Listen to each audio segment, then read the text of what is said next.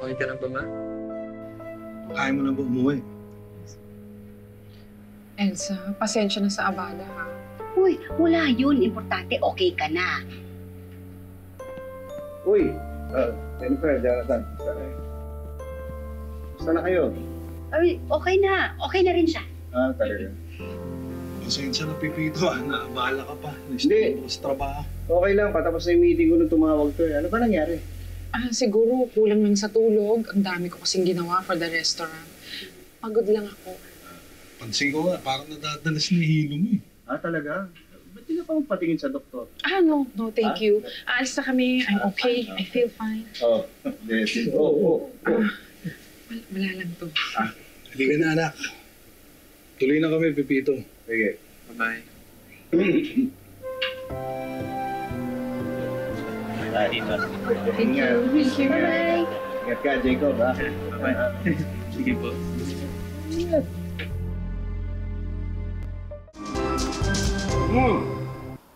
Ipabook na ako ng hotel, ha? Magbubuffet tayo for Christmas! Bakit? Sabihin mo na. Ang alin? Tay, ano po? Nagpaalam kasi sa akin tong anak mo. Hindi raw siya makakasama sa atin sa Noche Buena. Talaga? Bakit? Kasi po, Doon daw siya kina Jacob magno-Noche Buena para magkasama sila. Ay, talaga? pahig na po kayo, Tay. Please. Anak ko, anak. Parang hindi ako kampante. Kasi Noche Buena yan eh. Baka mas gusto ni Jonathan at ni Jennifer na sila yung magkakasama. Kasi pamilya. Hindi. Sila nga nag-invite sa kanya eh. Teka. Ba't alam mo? Nagsabi na nga to sa akin. Bueno, pumayag ka? Oo. Ayaw mo ba? Pumayag ka na eh. Pahig na po kayo, Tay. Thank you po, Tay. Love you. Oo, baka hindi na ako umabot sa Noche Buena. Sorry po, Tay. Tawagan ko lang po si Jacob, ha? Thank you po. Ano? Wala ka.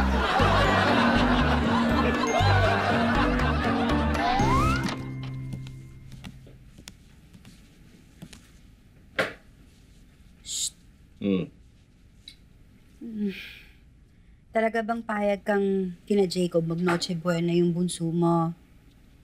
Oo, umuuna ako, di ba? Yung totoo.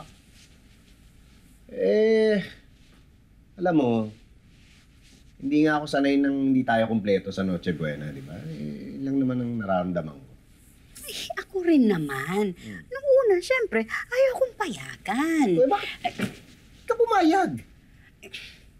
Naalala mo, nung mga bata tayo sa Kanyugan. Oo.